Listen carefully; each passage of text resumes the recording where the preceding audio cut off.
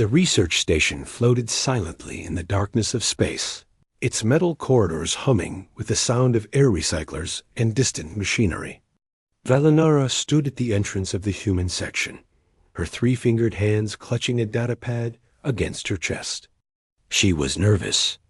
This was her first real assignment since graduating from the Quillarian Science Academy, and she had been chosen specifically because of her specialty in alien biology. The door slid open with a soft hiss. A human male stood on the other side, shorter than she expected, with dark hair and eyes that crinkled at the corners when he smiled. He wore a simple gray uniform with engineering patches on the shoulders. "You must be Valinara," he said, his voice warm and friendly. "I'm Tae Min. I'll be showing you around the human quarters today." Valinara studied him carefully. Her research had taught her that humans came in two distinct forms, male and female, but the initial scans from the first contact ships had been confusing. The males appeared smaller on average, their bodies less muscular than the females in combat roles. In her species, this would indicate a clear hierarchy. Female Quillarians were always larger, stronger, and naturally took leadership positions. It was simply biology. "Thank you for meeting with me," Valinara said, lowering her head slightly in what she hoped was a respectful human gesture. She wondered if male humans appreciated being treated with extra courtesy, given their lower status in their society. Tae-Min led her down the corridor, pointing out various sections of the station. His movements were efficient and confident, which surprised her. The male workers in Quillarian society were rarely this self-assured. They knew their place and accepted it without question. "This is the engineering bay, where I work most of the time," Tae-Min explained, gesturing to a large room filled with complex machinery and holographic displays. "We keep all the station systems running from here. Life support, gravity generators, communications, everything really." Valinara made notes on her data pad. She observed how Tae-Min moved through the space, clearly knowledgeable about every piece of equipment. Perhaps human females allowed their males more technical training than Quillarian females did. It made sense from an efficiency standpoint. Why not use the worker caste to handle complicated but non-leadership tasks? "Do you enjoy your work?" Valinara asked, genuinely curious. Tae-Min laughed, a pleasant sound that echoed slightly in the metal room. "Enjoy it? I love it. I've wanted to be an engineer since I was a kid. My mother always said I took apart every piece of technology in our house just to see how it worked." His mother. Valinara noted that immediately. He mentioned his mother first, not his father. Another confirmation of human matriarchal structure. In her society, males always credited their mothers because mothers were the true authority figures. They continued the tour, passing through the common areas where other humans gathered. Valinara noticed the interactions carefully. When they encountered a human female in a medical uniform, Tae-Min greeted her with respect and stepped aside to let her pass first. The female, who introduced herself as Ji Woo, smiled and chatted briefly with Tae-Min about a maintenance request for the medical bay. The dynamic was clear to Valinara. Tae-Min showed deference, allowed the female to speak first, and seemed eager to help with her requests. Ji Woo's posture was more relaxed, her tone more commanding. Yes, this matched everything Valinara had theorized about human social structure. Later that day, an alarm blared through the station. Not an emergency alarm, but the kind that indicated a system malfunction. Tae-Min's communicator buzzed urgently. "I'm sorry, I need to check this," he said, already moving toward a wall panel. His fingers flew over the controls, his expression focused and intense. "One of the environmental processors in Section 7 is overheating. If it fails, that whole wing loses atmosphere regulation." Valinara watched as Tae-Min opened the panel and dove into the exposed circuitry without hesitation. His hands moved with practiced precision, disconnecting damaged components and rerouting power systems. Within minutes, the alarm stopped. The temperature readings on her datapad returned to normal. "There we go," Taemin said, wiping his hands on his uniform. "Just a worn-out thermal coupling. I'll need to replace it properly later, but the bypass will hold for now." Velinara was impressed. Male Quillarians could be trained for technical work, certainly, but they rarely showed this kind of initiative or skill. Human females must invest heavily in educating their male worker caste. It was actually quite advanced thinking. A well-trained worker was a productive worker. Over the following days, Velinara observed more of the human crew. She watched Hyan Wu, a male in the security division, take orders from his female commanding officer without any sign of resentment. She saw male humans preparing food in the cafeteria, maintaining equipment in the docking bay, and filling various support roles throughout the station. The females, meanwhile, seemed to occupy more command positions, though there were males in leadership too. Perhaps those were exceptions, special males bred or trained for slightly higher status. One evening, Velinara shared dinner with Taemin in the station's observation lounge. The stars stretched endlessly beyond the transparent walls, beautiful and cold. "Can I ask you something personal?" Velinara said, stirring her nutrient drink. "Sure," Taemin replied, eating what he called rice and vegetables. "Are you happy with your life?" "Your position?" Taemin looked confused for a moment, then smiled. "Of course. Why wouldn't I be? I'm doing exactly what I always wanted to do. I'm good at my job. I work with great people, and I get to be out here among the stars. What more could I want?" Velinara felt a pang of sympathy.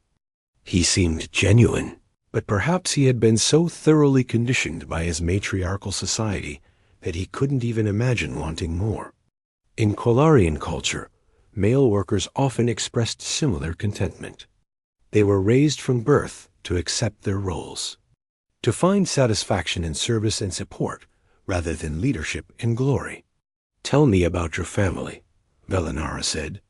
Changing the subject, Taemin's face brightened. "My mother is a teacher back on Earth. She specializes in childhood education. My father runs a restaurant in Seoul, makes the best kimchi stew you've ever tasted. And my younger sister just started university. She wants to study xenobiology, actually. Maybe she'll end up out here someday like me." Again, with mentioning his mother first. And his sister going to university, pursuing an advanced scientific field. The patterns were unmistakable. Velinara made more notes. That night, alone in her quarters, Velinara began compiling her preliminary report. She titled it, "Observations on Human Gender Dynamics and Social Hierarchy." Her conclusions were clear. Humans operated under a matriarchal system where females held most power and authority, while males filled necessary but subordinate roles. The males seemed content with this arrangement, possibly due to centuries of social conditioning. It was a functional system, perhaps even admirable in its stability, yet she had no idea how completely wrong she was. The following weeks gave Velinara more opportunities to study human behavior. She felt confident in her initial observations and began gathering more detailed evidence for her research paper. Her mentor back on the Quillarian homeworld, Kalmyra, had praised her preliminary findings and encouraged her to dig deeper into the psychological aspects of human male submission. Taemin had become her primary subject of study, though she considered him a friend as well. He showed her around the station freely, introduced her to other humans, and answered her questions with patience. She appreciated his kindness, even if she suspected it came from his trained subservience to females. One morning, Velinara arrived at the engineering bay to find Taemin working alongside Ji Woo, the medical officer. They were collaborating on a project to improve the medical bay's emergency power systems. "If we reroute the secondary power coupling through this junction, Ji Woo was saying, pointing at a schematic on the holographic display. We could cut the failover time by 3 seconds. Tae Min studied the design and shook his head gently. That would work, but it would put too much strain on the junction during peak loads. What if we split the load between 2 junctions instead? It's more complicated, but safer. Ji Woo considered this, then nodded. You're right. Let's do it your way. Velanara watched this exchange with interest. On the surface, it seemed almost equal, but she noticed the subtle dynamics. Tae Min had deferred to Ji Woo's initial suggestion before offering his own alternative, and he had phrased his idea as a question rather than a statement, seeking her approval. Classic subordinate behavior, even among friendly colleagues. Later that day, Velanara observed a security briefing led by Hyun Woo's commanding officer, a woman named Officer Park. Hyun Woo stood at attention, reporting on patrol schedules and incident reports. His posture was respectful, his tone formal. When Officer Park gave him new orders, he accepted them without question or debate. See how natural it is for them.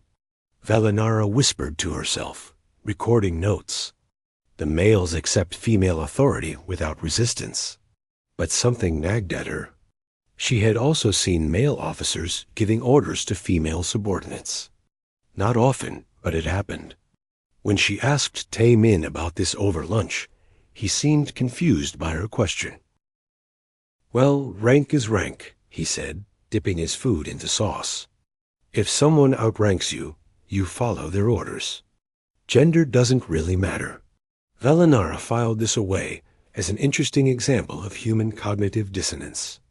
The males had convinced themselves that rank mattered more than gender, when clearly gender determined who achieved which ranks in the first place. It was a clever social system, really. It gave males the illusion of equality while maintaining female dominance. A diplomatic dinner was scheduled for the end of the week. The station's human commander, Captain Lee, was hosting representatives from both the Kolarian delegation and the human colonial administration. Velanara was invited as part of the scientific exchange program. She dressed in her formal research robes and arrived at the dining hall early. The room had been decorated with both human and Kolarian aesthetic touches, an attempt at cultural bridge building. Tae Min was already there, helping arrange the seating. You look nice, he said when he saw her. Those robes suit you? Velanara felt pleased by the compliment, though she reminded herself that males of most species were naturally inclined to please females. Thank you. You look well also. As other guests arrived, Velanara paid close attention to the social dynamics. Captain Lee, a human female in her 50s, commanded the room with natural authority. She greeted guests, directed the serving staff, and orchestrated the evening's events. The human males present, including Tae Min and several officers, were polite and respectful, serving food and drinks when needed. During dinner, conversation turned to family life on both worlds. One of the Kolarian diplomats asked about human family structures. It varies quite a lot, Captain Lee explained. Some humans have traditional 2-parent families, others have single parents, some have extended family networks. There's no single model. And child rearing? The Kolarian diplomat pressed. Who typically manages that responsibility? Several humans exchanged glances. Tae Min spoke up. It depends on the family. Sometimes mothers take the lead, sometimes fathers. Often both parents share the work equally. In my family, my mom focused on our education, while my dad handled more of the daily care when we were young. He's better at cooking anyway. Velanara noted this carefully. The male spoke of his father's role in domestic work, which aligned with male service roles in Kolarian society. But he mentioned his mother, focusing on education, the more intellectually demanding task. The pattern held. After dinner, Velanara found herself on the observation deck with a small group of humans. They were discussing their home planet, sharing stories of Earth's diverse cultures and environments. Haiyan Wu talked about growing up in a mountain village, while Ji Wu described life in a coastal city. "What about you, Taomin?" Ji Wu asked. "You've mentioned your family, but never really talked about your childhood." Taemin leaned against the railing, gazing out at the stars. "I grew up in Seoul, big city, lots of people. My parents both worked hard. Mom taught at a local school. Dad ran his restaurant. They pushed my sister and me to study, to make something of ourselves. I think I disappointed them a little by choosing engineering instead of something more prestigious like medicine or law." "Disappointed?" Haiyan Wu laughed. "Your mother practically burst with pride last time I saw her video message to you. She was showing all her teacher friends, her son, the space station engineer." Tae-min smiled sheepishly. "Okay, maybe not disappointed, but they definitely had higher ambitions for me." Velinara found this fascinating. Both of Tae-min's parents had careers.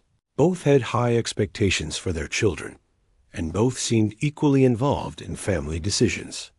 It suggested that human pair bonding might be more complex than simple female dominance.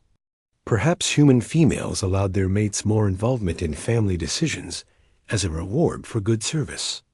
Over the following days, Velinara spent more time with different members of the human crew. She interviewed them for her research, asking questions about their lives, their families, and their aspirations. The males consistently spoke about their work with pride and their families with affection. They showed no signs of resentment or desire for higher status. One afternoon, she watched a training exercise in the station's gym. In A combat instructor was leading a mixed group of male and female trainees through hand-to-hand combat drills. The females were generally larger and stronger, their bodies built for power. But the males held their own through speed and technique. "Good," N.A. called out as one of the male trainees successfully defended against a larger female opponent. "Use leverage, not just strength. Your body might be smaller, but your brain works just as well." Velinara recorded this in her notes. Human females taught their males to compensate for physical disadvantages through intelligence and skill. It was actually quite progressive for a dominant caste to invest so much in training their subordinates. That evening, Velinara worked on her research paper late into the night. She titled the latest section, "The Content Male: How Human Males Accept and Thrive in Their Social Position." She wrote about the lack of male rebellion, the apparent satisfaction males expressed with their lives, and the sophisticated socialization process that maintains stability in human society. She sent a draft to Kalmyra, her mentor, who responded enthusiastically. "Fascinating work," Kalmyra wrote back. "Your observations align with several theories about how patriarchal species might evolve if females gained biological advantages. The human case is remarkable because the males seem genuinely happy. There's no forced submission, just accepted social order. Perhaps this is the natural endpoint when a species achieves this kind of stability." Velinara felt proud of her work. She was documenting something important, something that would help Quillarians understand their new human allies. She looked forward to sharing her complete findings once she had gathered more data. The truth, when it finally came, would shake everything she thought she knew. The transport ship arrived on a Tuesday morning, station time. Velinara was in the engineering bay with Taemin when the docking announcement came through the speakers. A human diplomatic delegation from Earth had arrived for formal treaty negotiations with the Quillarian Confederacy. "Big day," Taemin said, checking his console. "The ambassador's delegation is pretty important. This could shape human-Quillarian relations for decades. Will you be involved in the meetings?" Velinara asked. "Me? No, I'm just an engineer. But I might help with technical support if they need anything." "Just an engineer?" Velinara noted the self-deprecating phrase, another sign of internalized low status. She patted his shoulder sympathetically, a gesture she had learned humans appreciated. The welcome ceremony was scheduled for that afternoon in the station's main assembly hall. Velinara attended as part of the scientific exchange program, curious to see high-ranking human females interact with Quilarian diplomats. She took her seat near the back. Datapad ready. Captain Lee stood at the podium, speaking about the historic nature of this meeting between their species. The doors at the rear of the hall opened, and the diplomatic delegation entered. Velinara's eyes widened. Leading the group was a human male. He was tall for a human, though still shorter than Velinara herself. He wore formal diplomatic robes with insignia that Velinara had learned indicated high rank. His hair was iron gray, his posture straight and commanding. He walked to the podium with absolute confidence, and Captain Lee stepped aside, deferring to him. "Thank you, Captain Lee," the man said, his voice carrying through the hall. "I am Ambassador Dongjun, Chief Diplomatic Representative of the United Earth Government.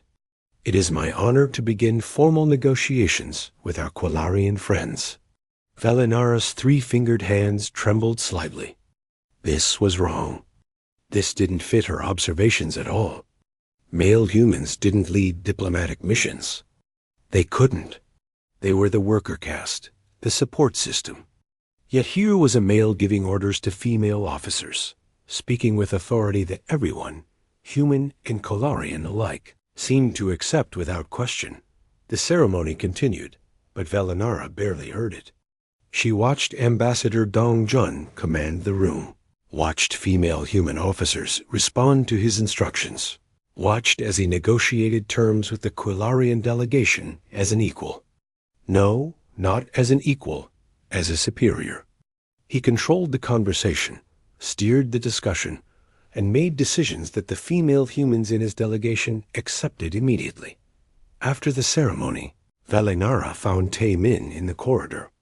She must have looked distressed because his expression immediately turned concerned. "Are you okay? You look upset."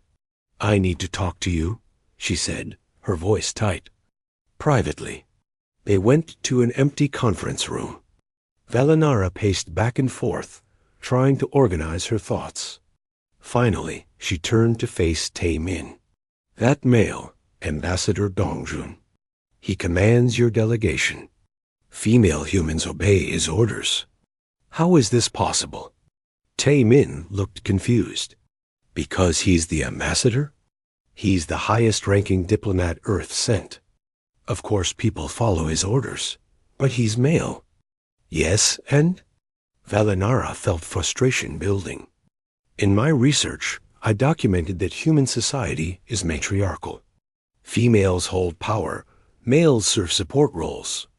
Everything I've observed confirms this. Yet this male has clear authority over females. Is he some kind of exception? A special elevated male?"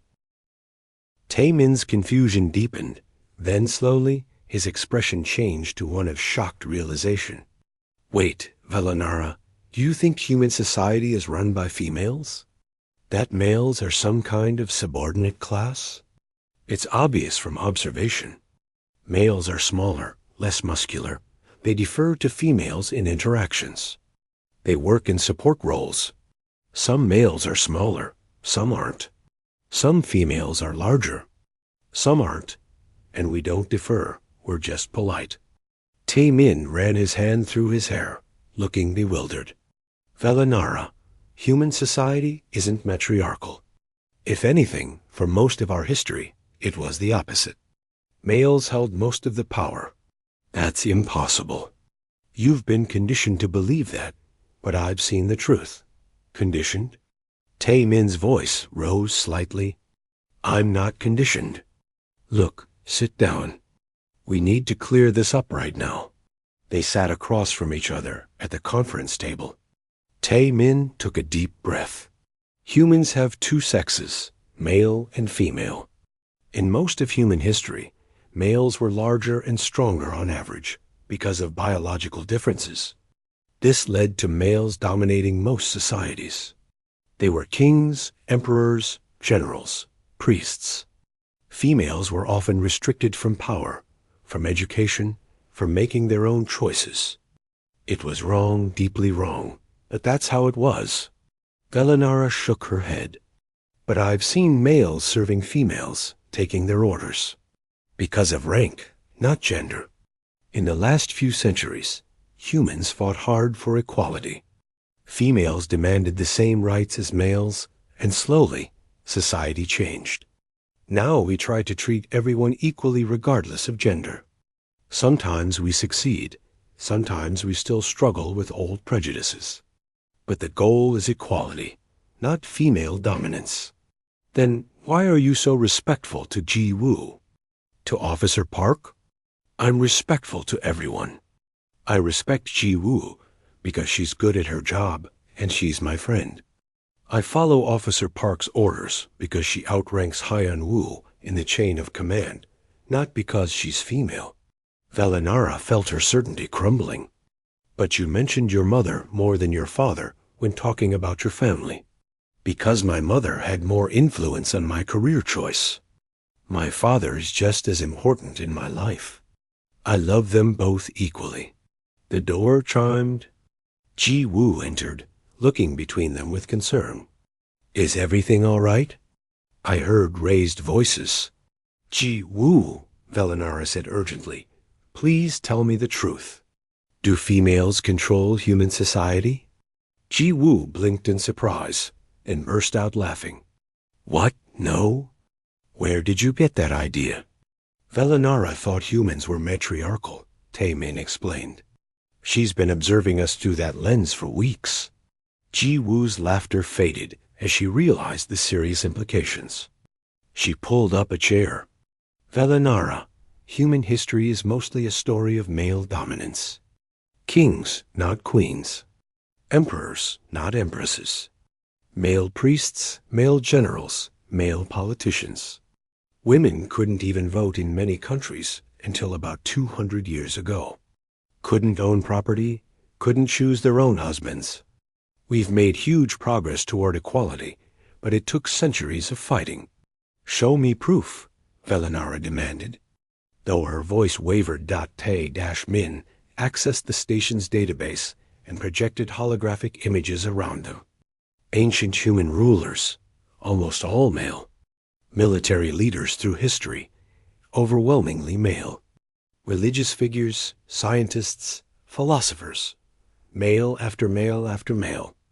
The few females who had achieved power were notable, specifically because they were rare exceptions. In more recent history, protests, movements, females demanding rights. Gradual changes in laws. The slow increase of female representation in government and leadership. And throughout, males still held substantial power. Your ambassador Dongjun, Ji Woo said gently, is not an exception. He's typical. Even now, with all our progress, males still hold a majority of high-level political positions in human government. We're working on that, trying to achieve better balance, but it's a work in progress. Velinara stared at the holographic images floating around her. Her entire thesis, all her careful observations, her conclusions, everything was wrong. She had seen human behavior through the lens of her own species and completely misunderstood it. I don't understand, she whispered. Males are smaller among humans. In my species, size indicates dominance. It's natural law. Natural for you, Taemin said softly. Not natural for us. Human males developed different advantages. Aggression, physical strength used for violence. For most of our history, whoever could fight best held power. That was usually males. It wasn't right or natural or good. It was just what happened. So when you helped Gi Woo in the engineering bay, when you phrased your idea as a question, I was being polite and collaborative, not submissive. That's just how I work with people. Velinara put her head in her hands. I've been writing papers. I sent reports to my mentor. I've told the Quilarian scientific community that human males are a contented subordinate class.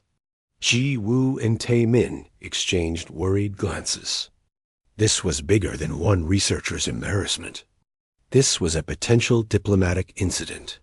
We need to correct this, He Wu said firmly, before these misconceptions spread further. Valinara looked up, her alien features showing clear distress. I've been so foolish. I saw what I expected to see, not what was actually there. You're not the first person to make assumptions based on your own experience, Tae Min said kindly. But now you know the truth. We can fix this together. The three of them sat in the conference room late into the night, going through human history, sociology, and current gender politics. With each new piece of information, Valinara's understanding of humanity shifted and reformed. These strange aliens were more complex, more troubled, and more fascinating than she had ever imagined. The next morning, Valinara requested a meeting with Sun Ho, the station's human historian and cultural specialist. She needed to understand not just what she had gotten wrong, but why human society had developed so differently from her own. Sun Ho's office was filled with books, both physical and digital, and holographic displays showing various periods of human history. Thank you for seeing me on short notice, Valinara said, taking the seat he offered. Sun Ho was an older man with kind eyes and gray streaks in his black hair. Tae Min explained the situation. I'm happy to help. Understanding our history can be complicated even for humans who live it.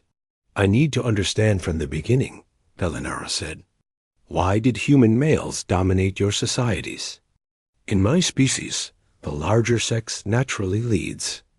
Our males are smaller and accept this as normal. Why didn't humans follow the same pattern?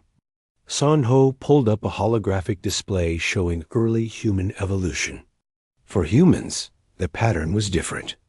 Males developed about 10 to 15% more muscle mass on average, along with greater upper body strength.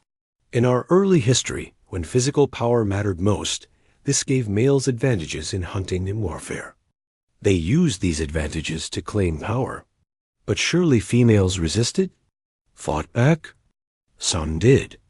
Throughout history, there were women warriors, women leaders, women who refused to accept limitations. But they were fighting against entire social systems built over thousands of years. Systems that restricted female education, denied them property rights, sometimes even treated them as property themselves. Valinara felt disturbed by this. Your own males enslaved your females? Not exactly slavery, though sometimes it was close. Different cultures had different systems, but most limited what women could do. Many humans look back on this period with shame. We understand now that we wasted half our species' potential by holding women back. Sun Ho showed her images of suffragettes, female scientists working in secret, women fighting for basic rights. Change came slowly. It took organized movements, brave individuals, and generations of effort. Even now, we're still working toward true equality. But males gave up power willingly? Sun Ho laughed, though it sounded sad. Not willingly. Every step forward was a fight. Some men supported equality because it was right. Others resisted because they benefited from the old system. Progress happened because enough people, both men and women, decided that fairness mattered more than tradition. Over the next few hours, Sun Ho walked Valinara through human history in detail. The ancient civilizations with their god-kings and emperors. The religious traditions that often elevated male religious leaders. The scientific revolution, where female scientists had to publish under male names to be taken seriously. The world wars where women proved they could do men's work, but were pushed back to traditional roles afterward. The feminist movements of the 20th century. The gradual legal changes, the ongoing struggles. In my species, Valinara said slowly, our social order feels natural because it matches our biology. But for you, social order fought against biology's intent. Your males were stronger, so they took power they didn't deserve. That's one way to look at it, Sun-O agreed. Though I'd say biology doesn't have intent. It just creates conditions. What matters is what we choose to do with those conditions. Later that day, Valinara attended a combat training session that In-A was conducting. She had watched these before, but now she saw them differently. In-A was a compact woman with powerful muscles, her movements precise and controlled. She was demonstrating defensive techniques to a group of mixed trainees. Size isn't everything, In-A called out, throwing a larger male trainee to the mat with practiced ease. Technique matters. Speed matters. Understanding your opponent matters. A smaller fighter who knows what they're doing can defeat a larger opponent who doesn't. She turned to Valinara in the observation area. You're the Quillarian researcher, right? Want to try a round? Valinara hesitated, then stepped onto the training mat. In-A was shorter than her by a head, but the human woman moved with confidence. Don't worry, we'll go light contact only, In-A said. Just show me what you've got. Valinara tried to grab In-A, using her superior reach. The human woman slipped aside, redirected Valinara's momentum, and suddenly Valinara was on the ground looking up at the ceiling. It had happened so fast she barely understood how In-A helped her up. See? I'm smaller than you, but I've trained for years. Size advantage doesn't mean much against skill and experience. Is that how human females overcame male physical advantages? Valinara asked, brushing herself off. In-A considered this. Partly, but mostly it was about changing the rules of the game. We built societies where physical strength mattered less than intelligence, creativity, and cooperation.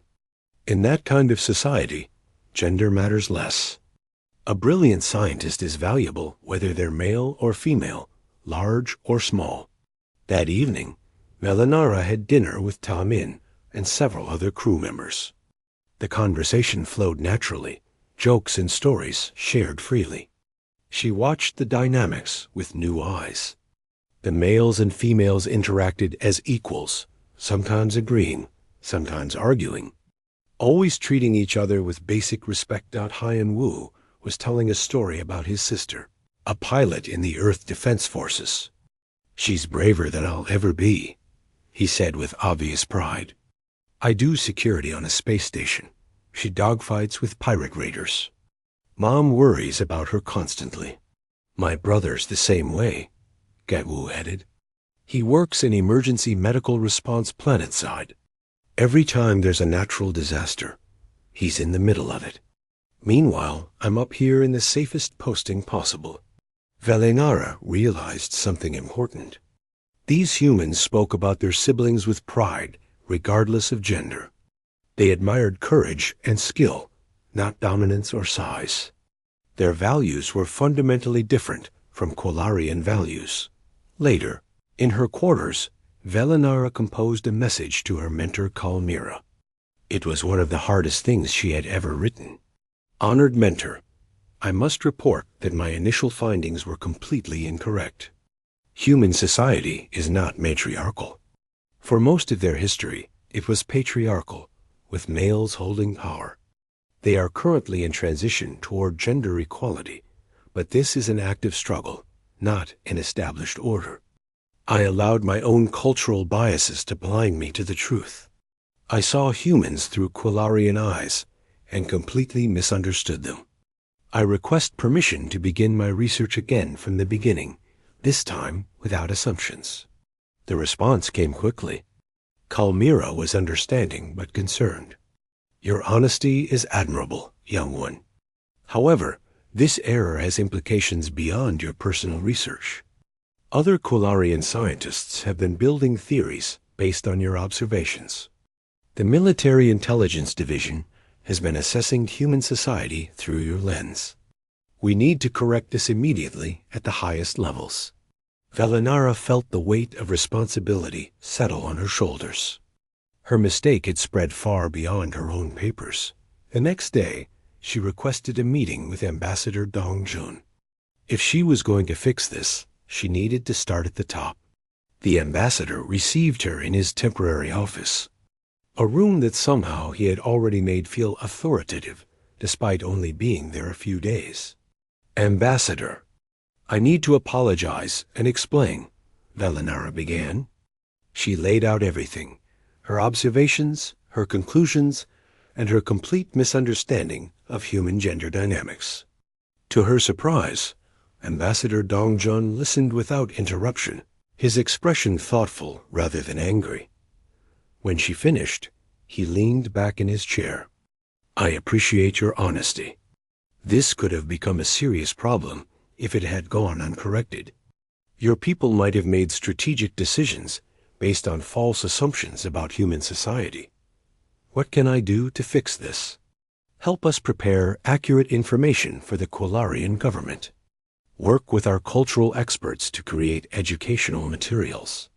And most importantly, continue your research, but this time in true partnership with humans who can explain our complexities." "I will. I promise."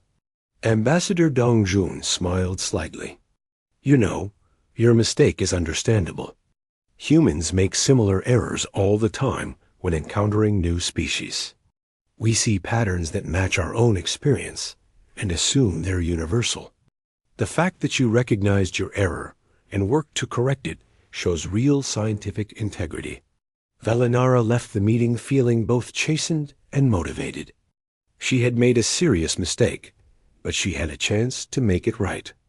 More than that, she had stumbled onto something fascinating. Humans had fought against their own biological tendencies to build a more just society. They were still fighting that battle, probably would be for generations. It was messy and complicated, and sometimes painful. But it was also remarkably brave. That night, standing at the observation window with Taemin beside her, Velinara watched the stars and thought about how easy it was to misunderstand someone different from yourself, and how much work it took to truly understand them. 2 weeks later, Velinara stood before the Quilarian Science Council via holographic transmission. Her presentation was titled, "Correcting the Record: Understanding Human Gender Dynamics Through Collaborative Research." Her hearts beat rapidly as the council members, all female by Quilarian natural order, studied her with interest and some skepticism. "Honored council members," Velinara began, "I am here to present corrected findings on human social structure, and more importantly, to discuss the dangers of observational bias when studying alien species." She walked them through her initial observations, her flawed conclusions, and the reality she had discovered. The council members listened with expressions ranging from surprise to concern. When she finished, the head counselor, an elderly female named Ralmora, spoke. "This is disturbing not because of the error itself, but because of how many of us made the same error. Our military intelligence division, our diplomatic corps, several independent research teams, all fell into the same trap. We assumed humans would organize themselves as we do." "Yes, honored counselor," Velinara agreed. "We projected our own biology onto them. Because our males are smaller and accept subordinate roles naturally, we assumed human males must be the same. We didn't consider that different evolutionary paths create different social outcomes." Another council member, Kelsara, leaned forward. "But you say human males were dominant for most of their history. They oppressed their own females? This seems illogical from a species survival standpoint." "It was illogical," Velinara confirmed. "Many humans themselves now recognize it was a waste of their species' potential. But it happened because early human societies valued physical compatibility above other traits, and males had slight biological advantages in that specific area. They built social systems that reinforced and exaggerated those advantages. And now they're changing this? Mora asked. Voluntarily? Yes. It's been a long, difficult process spanning centuries. Many humans still struggle with the old prejudices, but they're actively working toward true equality between their sexes. It's remarkable, really. They're fighting against thousands of years of tradition because they've decided that fairness matters more than historical precedent. The presentation continued for over an hour. Velinara showed recordings of her conversations with humans, historical documents, cultural analyses prepared by Sun Ho and other human experts. She demonstrated how easy it had been to misinterpret human behavior when viewing it through a Quillarian framework. When the council finally dismissed her, Mora's final words were sobering. You've done us a service by catching this error early. We will disseminate corrected information throughout all Quillarian government and military channels. And we will implement new protocols for xenological research to prevent such assumptions in the future. Back on the station, Velinara felt exhausted but relieved. She had done her part to correct the mistake. Now she could focus on learning what humans really were, rather than what she had assumed they were. That evening brought unexpected news. A Quillarian military vessel had intercepted a human cargo ship near the border systems and had held it for inspection based on suspicious crew composition. The details, when they reached the station, made Velinara's blood run. Cold, the Quillarian ship captain had seen human crew with several males in command positions and had assumed they were escaped slaves or rebels who had taken control of a female-operated vessel. The captain had attempted to rescue the female crew members, leading to a tense standoff. The human crew, understandably confused and angry, had called for military support. This is exactly what I was afraid of, Ambassador Dong Jun said grimly at the emergency meeting. Your people's misconceptions about humans could cause a serious diplomatic incident or worse. Captain Lee agreed. If this escalates, we could be looking at armed conflict based on a misunderstanding. We need someone who understands both cultures to mediate. They all looked at Velinara. She felt the weight of their expectations and her own responsibility. I'll go. I can explain to the Quillarian captain, and I can help the human crew understand why this happened. Tae Min volunteered to accompany her. You'll need someone to help with the technical aspects and to represent the human perspective. Plus, I'm good at explaining things calmly. A shuttle was prepared within the hour. During the 2-day journey to the border system, Velinara and Tae Min prepared their approach. They reviewed Quillarian military protocols, human diplomatic procedures, and practiced how to de-escalate the situation. I still can't believe this happened, Tae Min said during a rest period. Someone looked at a normal human ship crew and thought the males had mutinied or something. In Quillarian society, it would be unthinkable for males to command females, Velinara explained. A ship with male commanders would be as strange to us as, I don't know, as if you found a ship where children were giving orders to adults. But we're not children. We're just humans with different chromosomes. I know that now. But knowledge takes time to spread, and old assumptions die hard. They arrived at the border system to find 2 ships facing each other with weapons powered, but not yet firing. The Quillarian military vessel was larger, but the human cargo ship had called in support, and 3 human defense ships were now present. It was a powder keg waiting for a spark. Velinara opened a communication channel to the Quillarian captain, a stern female named Verkala.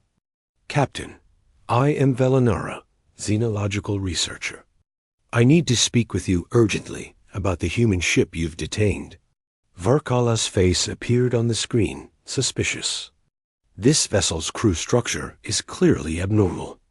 The males are giving orders, and the females are accepting them. It's obviously a case of rebellion or coercion. Captain, with respect, it's not. Human social structure is different from ours. Males and females share command authority in their society. What you're seeing is a normal human crew operating under their normal hierarchy. That's impossible. Males cannot lead. It's against natural order. Tae Min leaned into view. Captain Verkala, I'm Tae Min, a human male. I'm not a rebel or a slave. In human society, both males and females can hold any position based on their abilities and training. The crew you've detained consists of qualified professionals doing their jobs. Verkala stared at him, clearly struggling to reconcile what she was seeing with her understanding of how the universe should work. But you're male. How can you have authority? The same way any human has authority. Through education, experience, and appointment to a position. My gender has nothing to do with my competence. For the next hour, Valinara and Tae Min patiently explained human society to Captain Verkala. They brought in Sunho via communication link to provide historical context. They showed recordings and documents. Slowly, reluctantly, the Quillarian captain began to accept the truth. This is difficult to process, Verkala admitted finally. Everything I understand about social order is being challenged. I know exactly how you feel, Valinara said sympathetically. I experienced the same shock weeks ago. But the truth is the truth, regardless of how strange it seems. The human cargo ship was released with apologies. The defense ships powered down their weapons and withdrew. A potential crisis had been averted, but everyone involved knew this wouldn't be the last such incident. Over the following weeks, Valinara and Tae Min became unofficial ambassadors between their species. They traveled to various Quillarian facilities and human colonies, giving presentations and answering questions. They wrote educational materials together, combining Quillarian and human perspectives. They also became close friends. Their differences in biology and culture became bridges rather than barriers. Valinara learned to appreciate human complexity, the way they questioned their own traditions, and worked to improve themselves. Tae Min learned about Quillarian society, understanding that different evolutionary paths created different but equally valid social structures. One evening, months after their first meeting, they sat together in the observation lounge of the station. Outside, both Quillarian and human ships moved in coordinated patterns, working together on a joint scientific mission. We almost got this completely wrong, Valinara mused. Two species meeting for the first time, and we nearly misunderstood everything about each other. But we didn't, Tae Min pointed out. We corrected the mistake. We learned from it. That's what matters. Your people are strange to me, Valinara admitted. Fighting against your own nature, trying to be better than your history made you. In Quillarian society, we accept our natural order. We don't question it. Maybe you should question it sometimes, Tae Min suggested gently. Not to change it, necessarily, but to understand it better. Are your males content because your social order is natural, or because they've never been given the opportunity to want something different? Valinara considered this uncomfortable question. I don't know. That's something my people will need to explore. And we'll need to keep working on our own issues. Gender equality in human society is still a work in progress. We've made progress, but we're not done. They sat in comfortable silence for a while, watching the ships outside. Two species from different evolutionary paths, different social structures, different assumptions about how the universe should work. Yet here they were, learning from each other, becoming friends, building something new together. The Quillarian Science Council officially appointed Valinara as the first permanent Quillarian ambassador to humanity. Ambassador Dongjun welcomed the appointment and requested that she work closely with the Human Diplomatic Corps. Tae Min was assigned as her Human Cultural Advisor, a position he accepted with enthusiasm. Their friendship had started with a mistake, a fundamental misunderstanding of human nature. But from that mistake grew something valuable, real understanding, mutual respect, and the beginning of a relationship between two species that would benefit both for generations to come. As Velinara prepared for her new role, she thought about how far she had come from that first day on the station. She had arrived thinking she understood humans, armed with observations and theories that all proved wrong. She had been humbled, shocked, and forced to confront her own biases. But she had also learned something more important than any facts about human society. She had learned that understanding another being requires setting aside your own framework and truly listening. It requires admitting when you're wrong. It requires patience, humility, and the willingness to be surprised. The alien girl had been stunned when she learned the truth about human males. But that stunning revelation had opened doors to deeper understanding, not just of humans, but of the nature of consciousness itself across the universe. And that understanding would shape the future of both their species in ways neither could yet imagine.